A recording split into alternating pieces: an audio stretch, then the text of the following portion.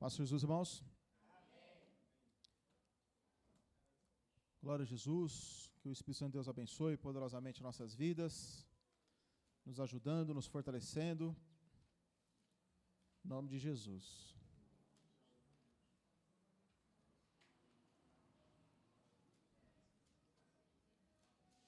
Vamos orar, irmãos, agradecer a Deus.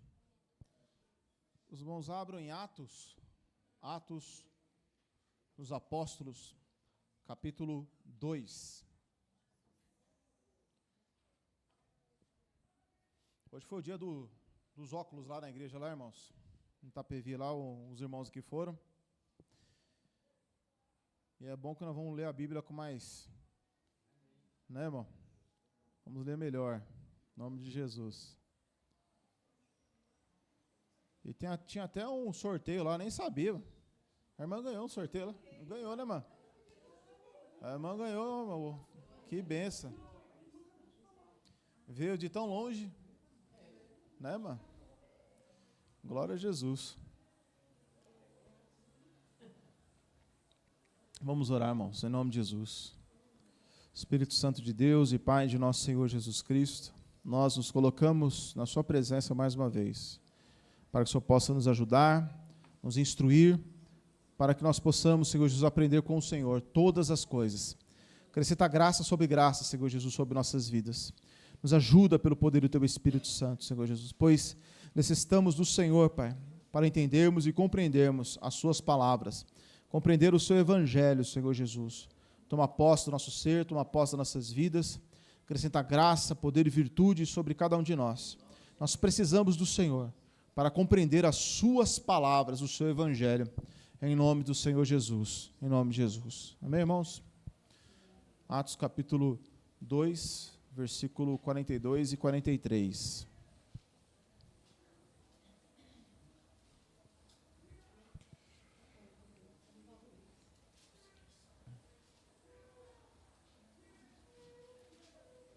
Todos acharam?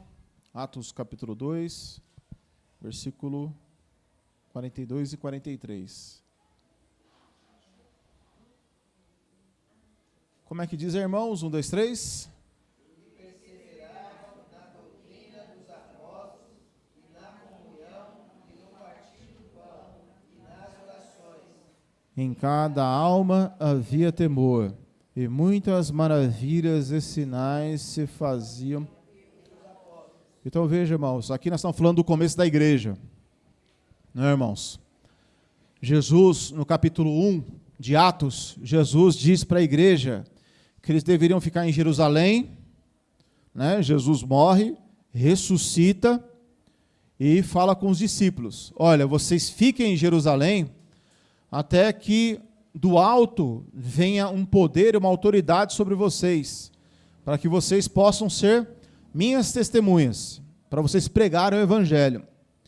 E aí isso acontece, né, irmãos? Depois que Jesus ressuscita, 40 dias depois, 50 dias depois, acontece o grande milagre, que é a descida do Espírito Santo, que é no versículo 1 em diante, mas não precisa ler. E quando o Espírito Santo desce, né, vem e faz morada dentro dos apóstolos, né, não só, né, na vida desses irmãos, mas de 120 pessoas que estavam ali reunidas, né, no cenáculo, eles estavam buscando a Deus. Essas 120 pessoas são cheias do Espírito Santo e começam ali a falar em outras línguas, né, línguas de nacionalidades diferentes. E Deus faz uma obra. E aí 3.000 almas se convertem naquele dia. E aí a igreja ela passa de 120, né, para mais de 3.000 almas. Então muitas almas se converteram, né? E como é que esses irmãos viviam? Como é que a igreja vivia? Então, no começo da igreja, né, irmãos, mostra como os irmãos colocavam pilares na vida da igreja. E se nós quisermos que as coisas se sustentem em todas as áreas da nossa vida, temos que ter pilares para poder sustentar. Sem pilar, o negócio não funciona, né? Aqui, essa casa tem mais de um andar, tem pilar aqui. coluna que sustenta essa casa. Tem colunas que sustentam esse lugar, esse local. Senão isso aqui não existiria, já teria caído. Não é, irmãos? Porque aqui venta bastante, né? O vento faz a curva bem aqui, assim, ó. E aí, quando vem, bate forte o vento. Agora, você imagine, se não tivesse uma estrutura aqui. Então, a igreja, ela precisa de uma estrutura. A igreja precisa de um alicerce.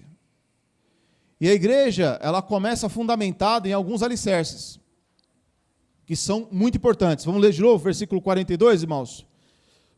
Como é que diz aí? Versículo... leia o 41 e 42 na sequência. De sorte...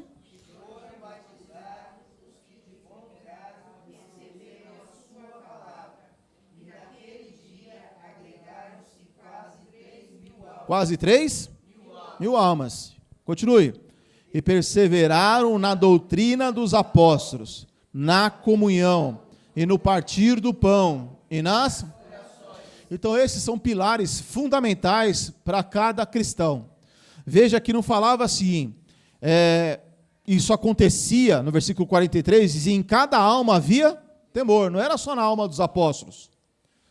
Não era só na alma dos discípulos mais próximos, não. Em cada alma, desde os apóstolos até a alma daqueles que haviam se batizados. Todos eles tinham o quê? Temor, reverência. Todos eles estavam buscando o quê? Perseveraram. Perseveraram na doutrina, na comunhão, no partir do pão e nas orações. Então essa igreja, ela não era uma igreja luxuosa, não era uma igreja rica, não era uma igreja que quem olhava de longe falava, meu Deus, que coisa maravilhosa. Essa igreja não tinha redes sociais, mas essa igreja tinha uma coisa, tinha a glória de Deus, tinha o poder de Deus, tinha a autoridade de Deus. Essa igreja tinha Jesus Cristo como comandante dela. Então a nossa vida, irmão, precisa ser baseada, a nossa vida ela tem que ser alicerçada nesses pilares aqui. Eles são fundamentais na vida de todos nós. E hoje, muitas das vezes, quase sempre, as pessoas não estão baseadas mais nisso que acabamos de ler no versículo 42. Porque uma das coisas mais difíceis hoje em dia é essa palavra. No versículo 42, e perseveraram. O que é uma pessoa perseverante? O que é uma pessoa que persevera? Uma pessoa? Paciente. O que mais? Não, um de cada. Todo mundo falando assim, eu tenho dificuldade de ouvir. O que é uma pessoa perseverante, irmãos? Persistente, insistente, não desiste. Então nós queremos ser perseverantes, mas querer é uma coisa, né, irmão? Ser é outra. Então a palavra fala que eles perseveraram. Então perseverar, irmãos, é você pegar e andar, e continuar andando. É continuar indo. Mas está chovendo, eu vou continuar indo. Mas está trovejando, você continua indo. O sol está quente, você continua indo. Você persevera, você insiste, você persiste. Você se esforça, você busca, você vai além das suas forças. Você está cansado, mas você vai. Você está em aflição, mas você vai. A gente não faz isso com o nosso trabalho? Faz ou não faz? A gente persiste. Está trabalhando lá, você só não vai se você estiver arriado. Mas mesmo arriado de saúde, quem aqui já foi trabalhar? Não foi trabalhar. Você estava sem condições, mas você foi. Por quê? Porque no final tinha que pagar o quê? O tal do boleto. Ele está lá, pronto para vencer. E você tem que vencer o boleto antes que ele vença você. Então você persevera, você luta, você tem que pagar suas contas, você tem um sonho, você tem um desejo. Então você persevera, por quê? Você tem um foco. Você persevera por quê? Porque você quer alguma coisa. Então os seus olhos estão olhando para alguma coisa. Então você luta, trabalha, ganha dinheiro honestamente e compra aquilo que você deseja. E está tudo certo, né, irmãos? Está tudo bem. Mas nós, espiritualmente, não podemos ser diferentes. Espiritualmente, não podemos ser menos do que materialmente falando. Temos que perseverar. Então, perseverar é insistir, é persistir. Quando o filho não quer estudar e você não vai lá e impulsiona ele, você fala, não, vai lá, meu filho, tem que estudar, tem que ser alguém na vida. Né? Vai estudar, aprende a ler, escrever, fazer conta, não seja que nem seu pai, sua mãe, não. Você tem oportunidade, a gente começa a falar um monte de coisa, para ele perseverar, para ele estudar, para ser alguém na vida. Então a gente insiste para as pessoas perseverarem. E a palavra está falando que nós devemos ter essa ação na nossa vida de perseverança. Perseverança, uma continuidade, mesmo que hajam dores, lutas, aflições, tribulações, necessidades, padecimento, mas eu tenho que perseverar. Então a palavra começa com isso, perseverança. Por quê? Porque Jesus foi perseverante. Na cruz, antes de ele ir para a cruz, Jesus ele padeceu. Antes de subir o Gólgota, o Calvário, ele ficou a noite inteira sofrendo traições, acusações, julgamento falso. Ele apanhou, foi chicoteado. Não deram nada para ele comer, nem para ele beber. Apenas perdendo o líquido do seu corpo, sangue, suor. E Jesus teve que ir até o fim. Ele teve que subir. Teve que carregar a sua cruz. Teve que ser crucificado. Teve que ficar das 9 da manhã até as 3 da tarde pendurado no madeiro. E ele não poderia murmurar, não podia reclamar, ele tinha que persistir. Mas Jesus era Deus, mas ele também era homem. Mas ele era Deus, mas ele sentia dor, fome, sede. Quando os pregos entraram nos ligamentos de Jesus, ele sentiu fortes dores. Quando Jesus recebeu uma coroa de espinho na cabeça, sangrou a sua testa, sangrou sua cabeça. Ele sentiu dores, fortes dores.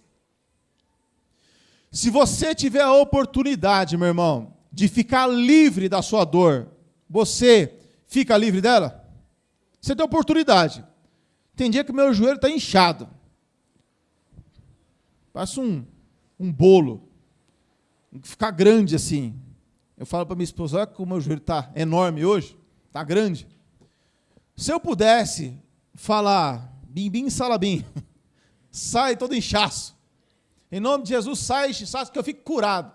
Você acha que eu não ia fazer? Na hora. Eu já orei muito, né? Aí eu já falo, não, eu já acostumei já. A tua graça me basta. Agora, se você pudesse ficar livre de uma luta, livre de uma coisa que está te atormentando, você tomaria posse daquela ali na hora. Tomaria ou não tomaria? Isso está me atormentando, está tirando meu sono, está gerando tribulação na minha casa, na minha família, isso está me trazendo angústia, aflição. Você falava, Senhor, eu quero que isso aqui livre da minha vida. Jesus falou, amém. Eu vou tirar agora da sua vida isso aí. Não vai ter mais esse tipo de problema. Quem não gostaria disso? Os homens buscam isso. Jesus poderia fazer isso. Jesus falou para Pedro, que Pedro foi lá e cortou, né, a orelha do soldado Malco. Eu acho que ele queria acertar a cabeça dele. Acho que o soldado fez assim e arrancou a orelha. Porque não é possível que ele foi na orelha certinho para arrancar. Então, quando Pedro tirou a espada para poder ferir, matar aquele homem, Jesus falou, pega a tua espada, põe na bainha de novo, porque quem com ferro fere, com ferro será ferido. Jesus falou isso, né? Hã? É, com a espada. Mas ele falou, acho que tem uma testa que ele fala ferro. Confere aí, irmão, para mim. Às vezes eu fico pensando, será que Jesus falou isso mesmo ou alguém ficou falando, eu estou repetindo? Mas enfim, Jesus falou para Pedro, olha, pega essa espada e guarda ela. Não usa esse ferro, essa espada, para você ferir o outro. Aí Jesus fala, se eu quisesse, eu pediria ao Pai agora 12 legiões de anjos e ele me livraria disso aqui agora. Então Jesus tinha a oportunidade de quê, irmãos? A oportunidade de não passar por aquilo. Então por que ele passou? Passou por amor. Por que Jesus sofreu? Por que Jesus foi na cruz, apanhou, foi julgado, mentiram contra ele, levantaram falso testemunho contra ele? Alguém já levantou falso testemunho contra você? Já, irmão? Dá uma vontade de ficar calado, né? Dá? Dá vontade de ficar quietinho, né? Não dá vontade de ir na rede social e falar um monte, dá? Não dá, não dá não. A gente fica em paz. Só que não. Então Jesus sofreu isso, mas ele perseverou no quê? Indo para a cruz. Então, irmãos, Jesus era homem, ele poderia ficar livre daquela dor, ele não falou não. Eu vou seguir o meu caminho. Então, irmão, Jesus, ele suportou, poderia ser livre, mas não fez. Então, a palavra perseverança,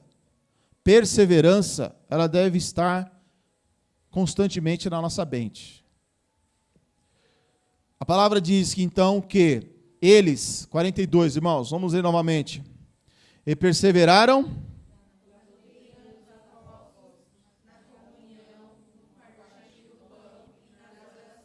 e nas... Então, a primeira coisa, a gente tem que aprender a perseverar no que, irmãos?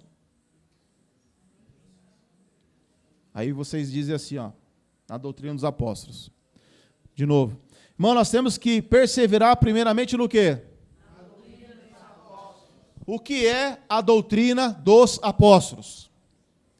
A doutrina dos apóstolos, irmãos, não é a doutrina da Assembleia de Deus, não é a doutrina da Deus é amor, não é a doutrina da católica, não é a doutrina dos apóstolos, é aquilo que os apóstolos disseram. Não é a doutrina que alguém inventa, não é a doutrina que alguém acha, não é a doutrina de achismo, eu acho isso, eu acho aquilo. A doutrina dos apóstolos não é isso.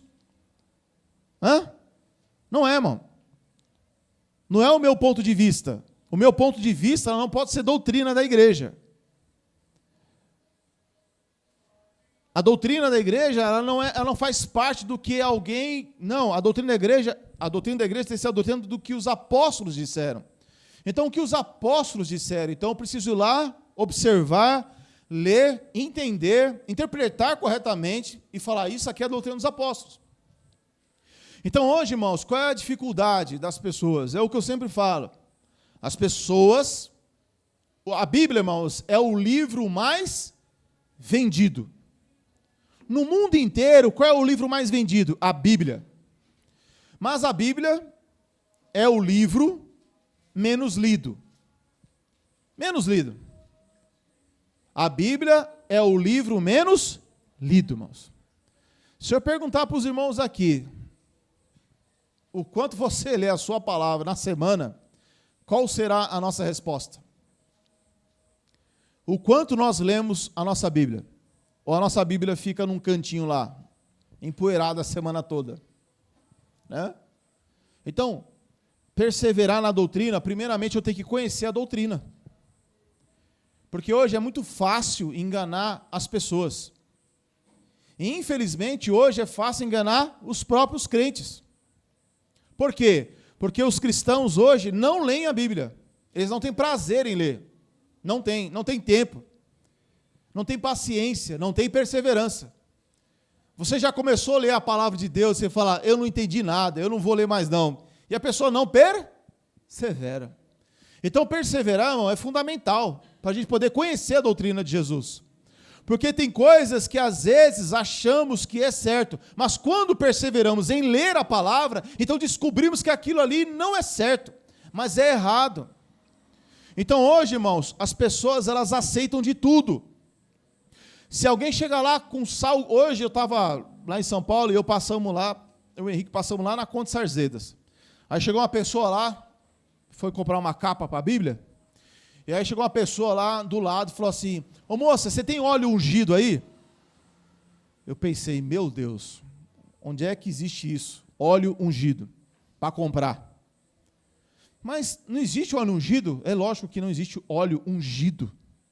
Isso não existe na Bíblia. Mas as pessoas não conseguem entender a palavra. Então elas pegam óleo ungido, sal, o Vale do Sal, põe sal na casa, e unge carro, unge chave, unge não sei o quê, quando a Bíblia não fala sobre isso. E tudo isso é falta de quê? De conhecimento. Falta do quê? É falta de perseverar na doutrina, porque se você conhece a doutrina, você fala, nem vou falar nada. Outro dia eu fui na Conde Sarzedas, o que tinha lá? Tinha lá um monte de coisas de Israel.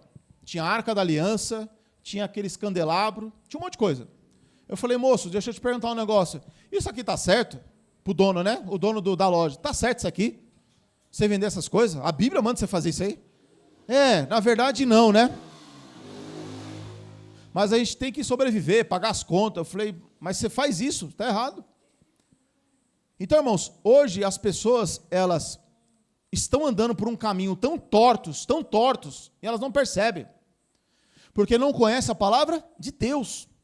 Quantas pessoas elas estão vivendo no pecado mesmo, e elas acreditam que vão ser salvas. Por que elas acreditam que vão ser salvas? Porque elas acreditam que podem ser salvas. Não, eu creio que Deus está na minha vida, eu creio que Jesus está na minha vida, quando Jesus não está na vida da pessoa. Por que não está na vida da pessoa? Porque Jesus, na palavra, diz que não está.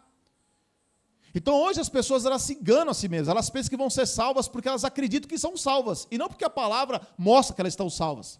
A palavra mostra que você está salvo. Por quê? Porque a palavra diz uma coisa e você está buscando seguir aquilo. Então não existe isso, olha, eu acredito que eu estou salvo. Não, o Evangelho vai te mostrar que em Cristo você pode ser salvo. Então hoje em dia, por falta de perseverar na doutrina dos apóstolos, não se conhece mais a doutrina dos apóstolos. Porque hoje o povo, chamado povo de Deus, é um povo preguiçoso, que não lê a Bíblia, não lê a palavra de Deus e não se importam. Por quê? Porque é os últimos tempos. E os últimos tempos, Jesus falou que seria desse jeito. Então, hoje as pessoas engolem tudo o que vem, tudo o que ouvem. Por quê? Porque não perseveram na principal coisa, doutrina dos apóstolos. Porque, irmão, se eu e você tivermos uma fé em alguma coisa falsa, a nossa fé vai ser também falsa. Ainda que eu seja uma pessoa sincera, eu sou uma pessoa sincera, mas eu acredito numa doutrina errada. Eu acredito numa doutrina falsa. Então eu sou uma pessoa que tem fé e sou uma pessoa sincera, mas numa coisa errada. Então eu sou uma pessoa sincera, perdida. Porque lá no lago de fogo, no inferno, haverá muitas pessoas sinceras. E haverá muitas pessoas que dizem, mas eu acreditei naquilo, mas aquilo que a pessoa acreditou não era verdadeiro. E vai dar errado no final. Então não basta a pessoa dizer que crê, ela tem que saber o que está crendo. Está crendo no que é verdadeiro? Sim, então está tudo bem. Então hoje existe uma multidão de pessoas que acreditam, não na doutrina dos apóstolos, mas acreditam no que o homem inventa, muitas coisas. E o homem inventa muitas coisas, irmãos. O que mais hoje as pessoas fazem é inventar. É inventar. Então, o relógio está certo, né? Misericórdia. Então, irmãos, aqui diz, e perseverar na doutrina dos apóstolos. Então, a primeira coisa, irmãos, eu tenho que perseverar na doutrina. Porque não adianta, irmãos, eu digo para os irmãos uma coisa, eu já vi muitos cristãos, ou que se chamavam cristãos, de eu falar assim, irmão, a palavra do Senhor Jesus te instrui a fazer isso. E a pessoa virar para mim e dizer assim, não, mas eu não creio que seja dessa forma, eu não creio que seja desta forma. Pera, mas está escrito aqui, ó, vamos ler de novo. Olha, Jesus mandou você fazer desse jeito. Não, mas eu não creio assim. A pessoa está perseverando no quê? Na doutrina dos apóstolos? Não. Então, o que é perseverar na doutrina dos apóstolos? Eu não concordo, eu não consigo nem crer nisso, mas está escrito, tá, então eu vou fazer. Você faz. Por que você faz? Você faz porque Jesus mandou fazer. Mas eu não estou sentindo de fazer. Você vai e faz. Por quê? Porque eu quero perseverar na doutrina dos apóstolos. Doutrina. Jesus falou o que para mim e para você? Olha, a palavra está dizendo isso. Então é aqui que eu vou seguir, é aqui que eu vou perseverar. Entendeu, irmãos? Hoje as pessoas elas querem seguir, primeiramente, os seus sentimentos. Os seus sentimentos. Se eu me sentir bem, eu faço. Se eu acordar bem, eu vou fazer. Se eu tiver vontade, eu faço. E aí dá errado. Porque perseverar na doutrina dos apóstolos é independentemente do que eu sinto. Eu posso estar sentindo raiva, mas eu vou ter que amar. Eu posso estar morrendo de medo, mas eu vou ter que ter coragem e praticar o evangelho. Eu estou morrendo de medo do que as pessoas vão dizer se eu servir a Deus, mas eu vou me encher de coragem e eu vou enfrentar esse medo. Então, não depende do que eu sinto. O que o evangelho me ensina? Então você vai enfrentar medo, você vai enfrentar sentimentos, você vai enfrentar essas coisas. Independente do que você sente. Mas hoje, o mundo em que vivemos é extremamente sentimental. O povo hoje, nós somos sentimentais demais. O que mais tem dentro de nós são sentimentos. Então, quando nós aprendemos a olharmos para a palavra e dizer, é isso, então é por aqui que eu vou. Mas eu não estou sentindo, tá bom. Ou eu estou sentindo, tá bom também, mas eu vou agora olhar para a palavra. O que a palavra fala? A palavra diz isso aqui. Então, é isso que faz a diferença, irmãos. É crer no que está escrito, é crer na sua palavra. É crer no que Jesus falou. Quando nós colocamos em primeiro lugar a palavra dele, então sentimentos, vontades, desejos vão começando a ficar de outra forma, de outro lado. Em segundo plano. Todo mundo quer ser salvo? Todo mundo quer ser salvo, irmãos? Então o caminho começa por onde? Pela palavra. O que a palavra fala? Qual é o chamado de Jesus? Jesus chama, arrependei-vos, porque é chegado o reino dos céus. Jesus falou isso? Falou. Jesus falou, eu estava hoje lá, os irmãos estavam fazendo um exame eu ia falar exame de sangue, os irmãos estavam fazendo um exame lá de vista, e aí tinha 2 jovens lá, né? Eu falei, é por aqui que eu vou. Eu falei, vem cá vocês dois aqui, deixa eu falar com vocês aqui. Vocês estão chegando bem? Estou, então vamos fazer exame de vista aqui comigo. Aqui, ó. O que está escrito na parede da igreja lá? Ó? Vos é necessário nascer de novo. João 3, versículo 7. Eu falei, vocês estão enxergando bem, hein? Vocês estão chegando maravilhosamente bem. Mas por que Jesus mandou nascer de novo? E aí começamos a falar da palavra para eles, os jovens. Então Jesus falou, é necessário nascer de novo. O que é necessário nascer de novo? Porque eu preciso nascer de novo para entrar no céu. Quem falou isso? Jesus falou. Ele falou que eu tenho que nascer de novo? Falou. Então você tem que fazer o quê? Nascer de novo. Jesus falou, para você entrar no reino de Deus, você tem que se arrepender. Mas eu quero ser salvo. Você quer ser salvo? Então começa pelo arrependimento. O que é arrependimento? É mudança de mente. É o que Jesus falou? É o que Jesus falou. Então a palavra manda eu me arrepender. O que é arrepender? Mudança de mente. Então eu pensava desse jeito. Eu achava que andar por esse caminho era certo, mas agora Jesus falou que é errado. Eu achava que se eu falasse desse jeito, estava falando certo. Mas Jesus falou, não, falar desse jeito aí está errado. Jesus falou, olha, eu pensava que se eu vivesse desse jeito aqui, pecando, falando besteira, agindo de qualquer jeito, eu estava certo e Deus ia me aceitar porque Deus é amor. Mas a palavra diz, não, está errado isso aí, muda essa mente. Aí Jesus fala, arrependei-vos. Ou seja, muda a mente. E aí quando você vai e começa a mudar a mente, a forma de pensar, aí Jesus falou, opa, agora se abriu a porta e você vai entrar. E agora vai começar um trabalho na sua vida. Vai começar o agir, uma obra dentro do seu coração. E aí você vem, você diz, eu quero Jesus na minha vida, porque Jesus falou que eu preciso, Jesus falou que ele tem que estar dentro de mim, então Jesus entra dentro de mim. Aí Jesus falou, agora você precisa passar pelas águas, você vai se batizar, você fala, Senhor, eu quero me batizar. Por quê? Porque eu quero ser salvo. Então eu me arrependi, agora eu quero passar pelas águas, agora eu quero pertencer ao corpo de Cristo, agora eu quero participar da ceia do Senhor, agora eu quero trabalhar na obra do Senhor, agora eu quero ser exemplo para esse mundo. Por quê? Porque Jesus mandou fazer. Jesus mandou fazer isso? Mandou. Então é isso que eu quero fazer. Pronto. Eu estou perseverando na doutrina dos apóstolos. Quando eu não quero essas coisas, eu não estou perseverando na doutrina dos apóstolos. Então, primeira coisa, perseverar na doutrina dos... E depois eu tenho que perseverar no quê, irmãos? Qual é a próxima palavra que está escrita aí? Vamos ler de novo. E perseveraram na... Espera aí. Vamos ler de novo. E perseveraram na doutrina dos apóstolos e na... E na... O que é comunhão? O que é comunhão, irmãos? Estar juntos, o que mais?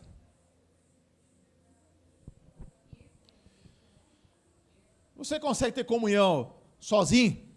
Sozinho você consegue? Você não consegue. Sozinho ninguém consegue ter comunhão, irmãos. Comunhão é estar... primeiramente, a palavra mais certa, comunhão, é estar juntos. E perseveraram, quer dizer que era um corpo, eram pessoas. Perseveraram o quê? Em ouvir a pregação, doutrina dos apóstolos. E na comunhão. O que é a comunhão? É estar juntos. É estar juntos. Só que estar juntos precisa do quê? De amor. Não precisa de amor? Senão você olha torto para um, torto para outro, tem acepção de um, acepção de outro. Para ter comunhão, eu preciso ter caridade, amor, paciência, longanimidade, benignidade, bondade. Para termos comunhão, eu preciso suportar um ao outro. Eu preciso receber um ao outro, sem julgar, sem condenar, sem desprezar, sem olhar de cima para baixo, sem ser altivo. Então, como é que eu faço para ter comunhão? Eu preciso ter amor. Então, a comunhão ela é fundamental.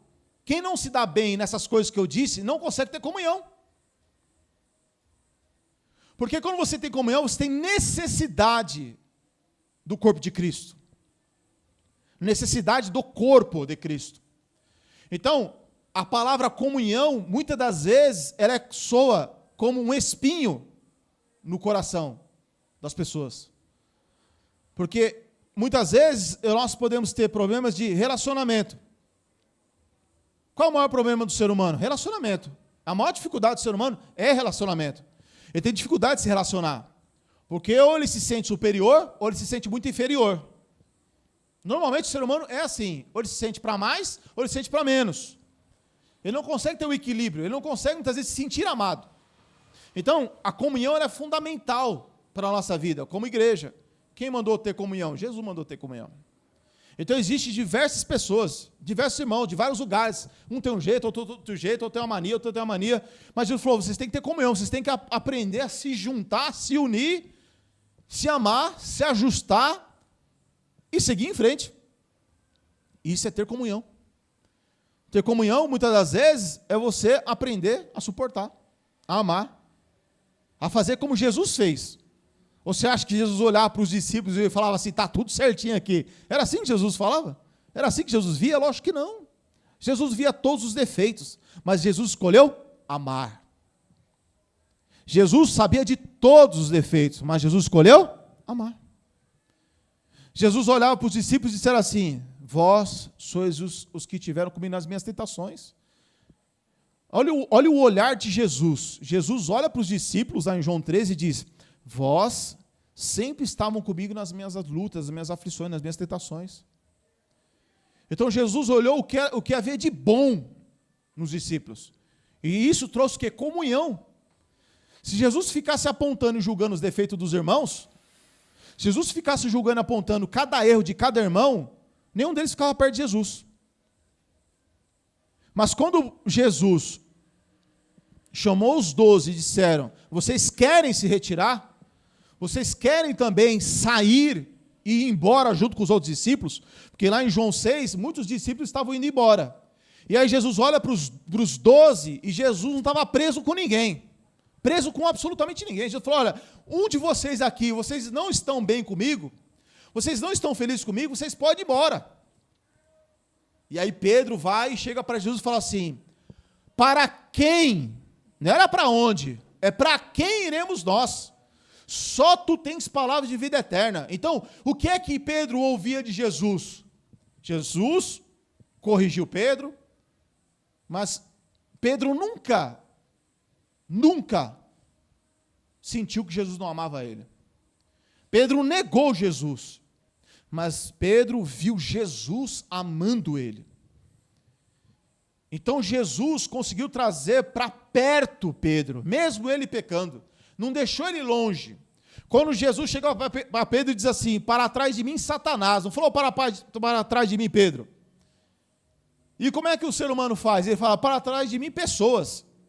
Quando, na verdade, deveriam fazermos como Jesus. Para trás de mim, Satanás. Pedro ficou lá. Quem tinha que sair era quem? Satanás.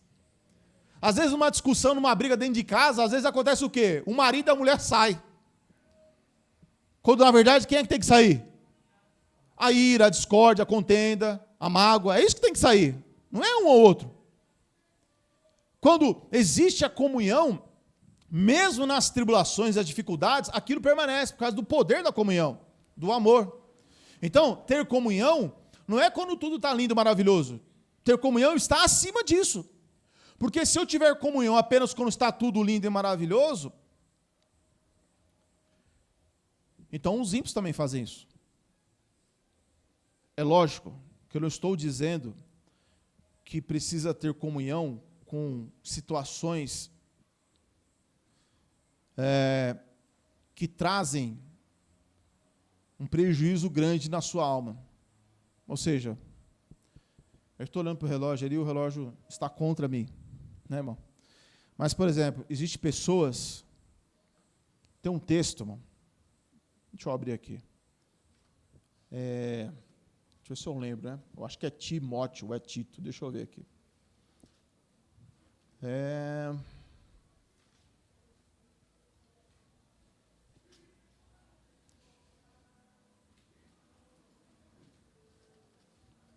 Timóteo, acho que deve ser Tito.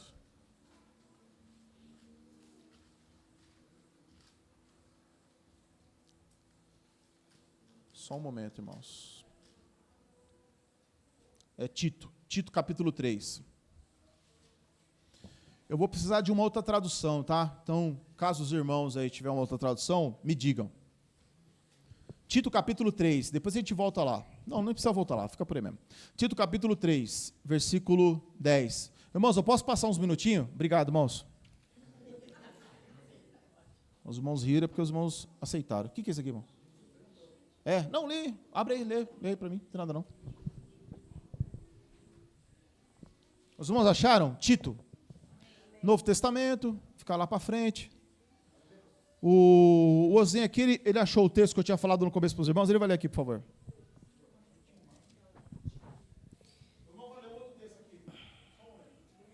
Mateus 26, 51 diz assim: E eis que um dos que estavam com Jesus estendeu a mão, puxou da espada e feriu o servo do sumo sacerdote, cortou-lhe uma orelha.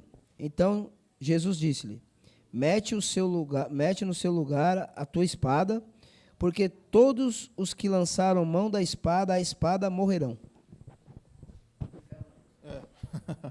Às vezes você pega uma outra tradução e confunde, né? Na mente.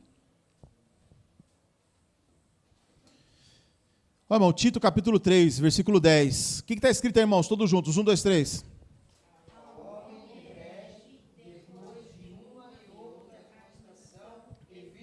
Todas as Bíblias estão herege? Pronto, então vai. Quem é que está diferente aí? Lê. Não, lê o texto, benção. Ao homem que causa divisão depois da primeira e segunda administração. Não, lê aqui, irmão, porque os irmãos precisam ouvir lá. O irmão Kiko falou, irmão, às vezes os irmãos falam, eu não sei o que eles estão falando lá. Lê, irmão, essa voz maravilhosa. Amém. Ao homem que causa divisão depois da primeira e segunda admoestação, evita-o. Então, calma aí. Então, o que significa herege, irmãos? Lê de novo. Tá vendo? Lê direito, nós vamos entender isso aí. Olá, irmãos. Abre os ouvidos aí. Ao homem que causa divisão. Como é que está na nossa Bíblia aqui, irmão? Ao homem? Ao homem? Lê de novo. O que significa? Ao homem que causa divisão. Então, a pessoa que causa divisão é chamada do quê? Aí ele continua no texto. Depois da primeira e segunda admoestação, evita-o. Então, está falando para ter comunhão? Obrigado, irmão. Então, está falando o quê, irmão? Ao homem que causa divisão, herege. Você vai lá e fala assim, você está causando divisão. Para de causar divisão. Panelinha. Sabe? A pessoa, ela faz panelinha e começa a fazer o quê? Divisão. Na família, ou faz divisão na igreja, divisão no seu trabalho, seja lá onde for. A pessoa que causa divisão, chamada de herege, você vai lá e fala, para. E a pessoa continua? Divisão. Para. Continua fazendo? Divisão. A palavra fala que você tem que fazer o quê? Sai fora. Deixa eu falar. Não, isso aqui não, filho. Não quer saber não. Não quero saber.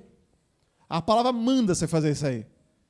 Mas não vai ser indelicado? Não tem problema. A palavra está falando que você pode fazer. Mas não vai ficar chato? Deixa ficar chato. A palavra manda você fazer isso aí. Vai falar do quê? Não quero falar disso. Vamos falar do quê? Vai falar do quê? Não. Vai causar divisão. Na minha mente, vai causar divisão no seio da igreja. Eu não quero saber. Amém, irmãos? Amém. Às vezes a gente fica com medo, né? Mas a pessoa fica chateada. O problema é dela. Irmão, fecha as brechas. quando a pessoa ela quer causar divisão. Então, a comunhão, ela nos ensina a perseverar na comunhão, ou seja, não é porque uma pessoa ela vai te fazer algum mal, porque eu sou ser humano, eu posso te fazer algum mal. Eu posso te trazer tristeza, eu posso, não é? Pastor não é super-homem, não é anjo, não é querubim, é homem. Então eu posso errar. No dia que eu errar, eu espero que os irmãos façam o quê? Me perdoe, né, irmão? Me perdoe. Por quê? Porque eu posso errar. Assim os irmãos também. Então o que é perseverar na comunhão? É mesmo quando acontece erros, você persevera, porque há perdão no seu coração. Então você persevera. Se eu sou uma pessoa muito sensível, o que acontece? Quando uma pessoa erra comigo, o que acontece? Eu saio dando tiro para todo mundo que é lado. E eu fico tão sensível que não adianta, se a pessoa encostar em mim, eu sou como uma ferida aberta, dói demais. Então eu não consigo perseverar na comunhão. Então eu prefiro ficar o quê? Afastado. Eu me afasto. Por quê? Porque se eu me aproximar das pessoas, as pessoas podem me ferir. Então, ela não consegue perseverar. Qual é a outra que nós estávamos falando? Depois da... Perseverar na doutrina dos apóstolos, na comunhão, e o outro era? Partir do pão. O que significa partir do pão? Vou lá para 1 Coríntios capítulo 10, irmãos. Partir do pão, irmãos. Partir do pão faz parte também, está ali junto com a comunhão. Por quê? Porque o partir do pão também serve para você compartilhar a necessidade do seu irmão. O seu irmão tem alguma necessidade, você vai lá e compartilha com ele o pão. Mas a palavra, ela vai dizer que no partir do pão, irmão, serve para quê? Lá na comunhão, da ceia do Senhor. 1 Coríntios 10.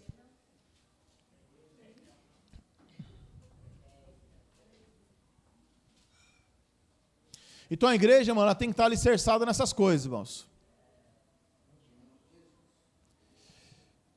Ó, 1 Coríntios capítulo 10, versículo, para não ficar muito longo,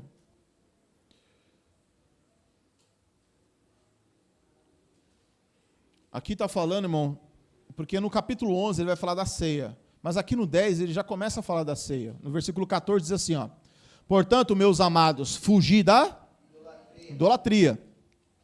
Falo como entendidos, julgai vós mesmos o que digo.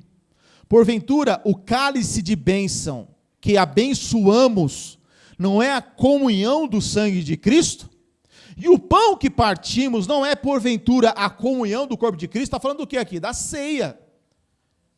O cálice que abençoamos, amanhã, o dia da ceia, nós vamos pegar o cálice e vamos fazer o quê? Abençoar, como Jesus fez.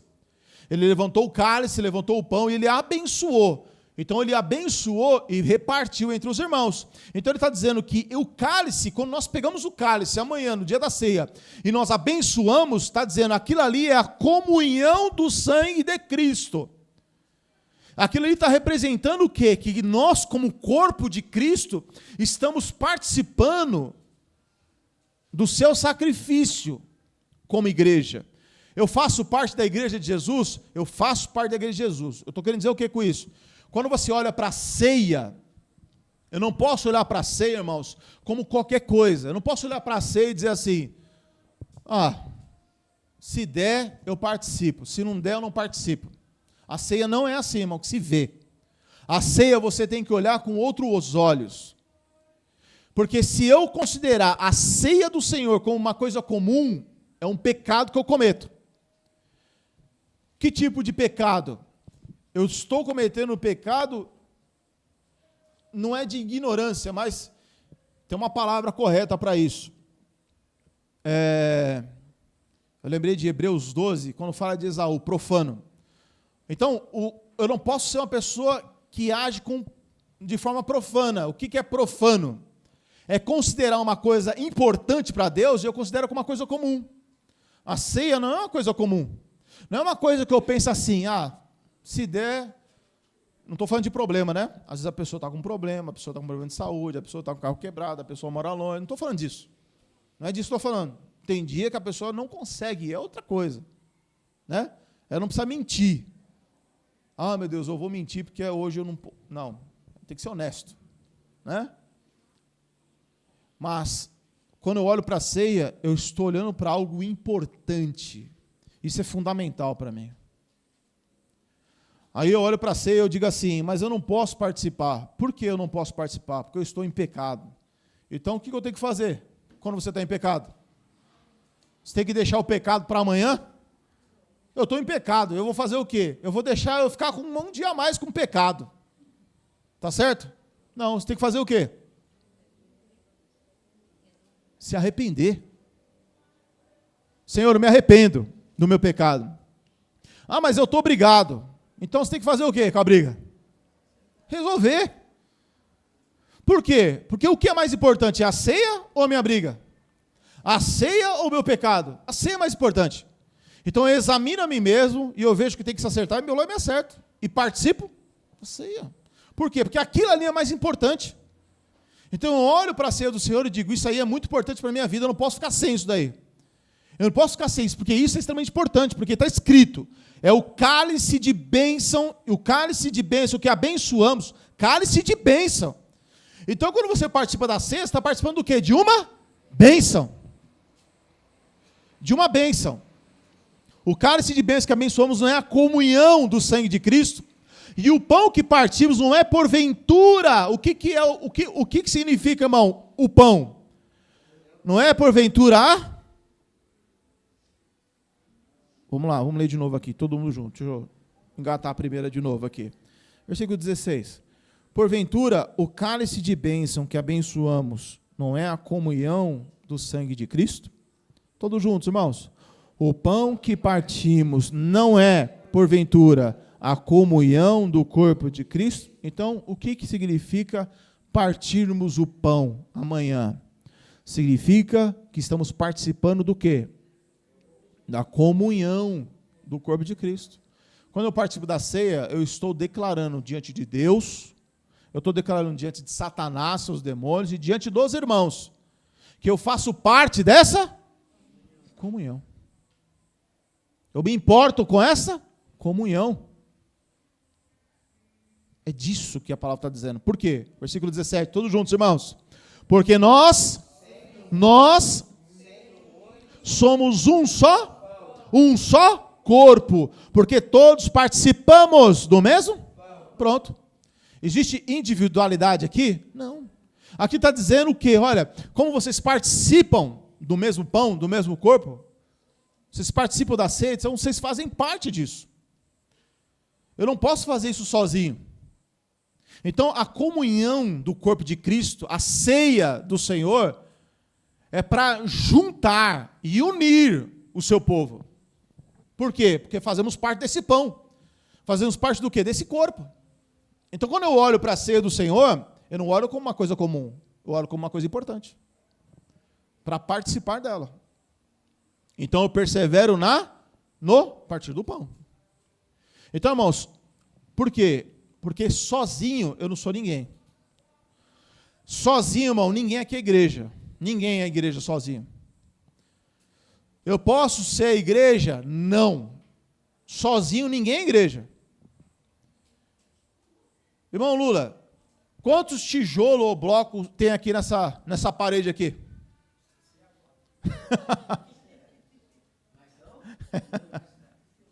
Certo. Você não tem nenhuma ideia, irmão? Assim, uns 200, deve ter uns... Vamos lá. Digamos que aqui tem uns 1000 tijolos. Né, irmãos? Vamos lá, uns 1000 tijolos tem aqui. Ou o Henrique foi contar lá. Ele mexe com contabilidade, ele não se aguenta, né? Eu preciso contar. Hã? Meu Deus do céu. Então vamos lá. Tá cheio de tijolo aqui. Se você pegar um tijolo, um tijolinho, e colocar aqui, você vai chamar isso de parede? Não, por quê? Porque é um tijolo. Quando você junta muitos tijolos, vai virar o que isso aqui? Uma parede. Uma igreja não é formada de um membro. Não é formada de um pastor, um apóstolo, um vice-deus. Não, a igreja é formada de um corpo de pessoas. Nós somos esse corpo. Uns têm defeito, outros têm virtude, outros têm defeito, mas todos fazem parte do corpo. Sozinhos não somos nada. Não somos. Então a comunhão é importante. Então, irmãos, estar juntos, suportar, amar, participar, são fundamentais para quê? Para o corpo de Cristo. Amém, irmãos? Amém. Ah, mas eu esperava... Não, quando eu cheguei na igreja, eu tinha uma ideia, mas quando eu fui entrando na igreja, eu vi que tinha muita luta na igreja. Tinha muito ser humano imperfeito. E aí eu tive uma escolha. Me escandalizo ou persevero? Persevero. Eu perseverei com Cristo. Às vezes não deu certo num lugar, mas eu perseverava com Cristo. E com o corpo de Cristo. Porque hoje tem uma onda do quê? De desigrejado, né, irmão? O que é o desigrejado? O desigrejado é uma pessoa que não tem aliança com o corpo de Cristo e não tem aliança com Deus. Faço o que quero, vou quando quero, participo se eu quiser. É uma pessoa que não tem compromisso. Se você é um homem sério, você quer uma mulher que tenha compromisso ou uma mulher sem compromisso? Irmãos, me ajuda aí. Ou vai casar, irmã, que os irmãos estão muito mole. Vamos lá. Irmãs, se tiver lá, você vai casar, e aí tiver um homem, você quer um homem ou você quer um moleque? Ou você quer um homem com compromisso? Obrigado, irmãs. Irmãos, vocês querem um homem ou uma mulher com compromisso ou sem compromisso? Compromisso. Ninguém quer um homem ou uma mulher que não tem compromisso. Quer? Não quer. Você quer que a pessoa tenha compromisso. Então, irmãos, nós temos que ter isso dentro de nós, esse compromisso. Compromisso com o quê? Com Deus, com a sua igreja, com o seu corpo. Porque é o que o texto vai dizer. Isoladamente, irmão, a gente não consegue.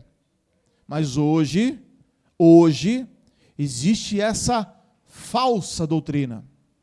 É uma falsa doutrina. Por isso que nós temos que perseverar na doutrina dos... Porque a doutrina dos apóstolos diz que viver dessa forma é errado. Eu tenho que viver no corpo. Às vezes a pessoa pode morar muito longe, mas ela sempre procura ter uma comunhão. Tem irmãos que moram em outro estado, longe, mas procuram ter comunhão, procuram conversar, procuram estar inteirado de uma certa forma. Não querem ficar distanciados.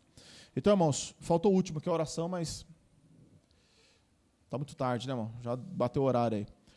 Mas lá falava, e perseverar na doutrina dos apóstolos. Até meia-noite? Não, irmão.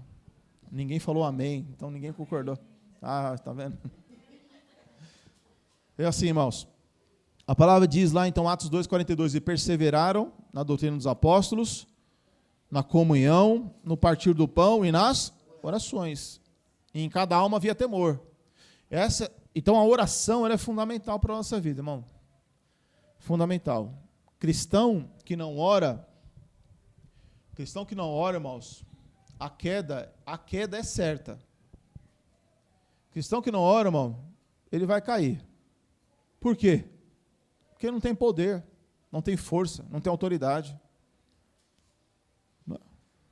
O cristão precisa orar. Ele precisa buscar a Deus. A oração é fundamental. Amém? O cristão que não ora, ele vai cair. Aos pouquinhos, ou muito rápido, mas ele cai. Porque ele não tem comunhão com Deus, contato com Deus. E aí fica difícil. Então, irmão, são coisas fundamentais para a nossa vida, amém? São pilares. Sem esses pilares, irmãos, a nossa vida espiritual, ela vai ter muita dificuldade a ponto de morrer, de perecer. Então, a gente não pode, irmãos, em hipótese alguma, permitir viver sem esses fundamentos. Eu digo para os irmãos, hoje, vivemos uma geração extremamente incrédula, irmãos. Vivemos uma geração extremamente incrédula. O que significa isso? É uma geração em que você tem que falar 200 vezes para ver se uma vez dessas 200 entra na cabeça. É uma geração incrédula. Que você precisa falar muitas vezes para ver se alguma hora entra. Não é que a pessoa não entenda, ela entende, mas tem dificuldade, não consegue cumprir o básico, o mínimo do Evangelho. Não estou falando de muitas coisas, estou falando do básico, do mínimo do Evangelho. O que nós lemos aqui em Atos 2,42 é o básico, é o mínimo do Evangelho. Se as pessoas têm dificuldade de cumprir o básico e o mínimo do evangelho, então podemos enxergar e ver como está a nossa espiritualidade. Então é questão de buscarmos, entendermos, eu estou errado, mas eu preciso mudar. Porque Deus é aquele que nos recebe, nos transforma. Deus, quando fala conosco, Ele está mostrando que nos está dando uma chance, está abrindo os nossos olhos e dizendo, pronto, vamos mudar, chegou a hora. Porque assim, irmão, se eu e você estamos aqui, irmão, ou você que está nos ouvindo, e a gente precisa mudar, então hoje é a chance, hoje é a oportunidade de mudar, de transformar. Amém, irmãos? Amém. Em nome de Jesus. Vamos orar e agradecer nosso Senhor Jesus Cristo. Pediu de oração, irmão? Não? Ana Lúcia. Tá bom. Vamos orar, irmãos.